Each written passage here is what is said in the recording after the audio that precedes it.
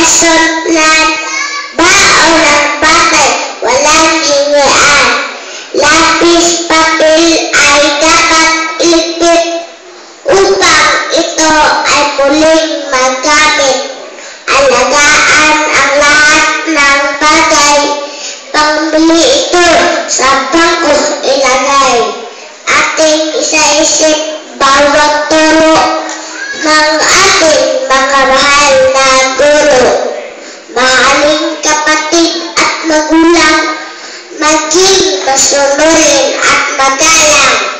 Tumulong di dapat maglakwatsa, nina tatay, nanay, ate, kuya.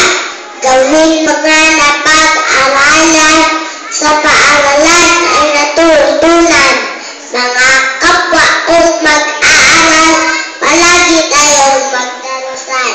Dapat natin isa-isip ang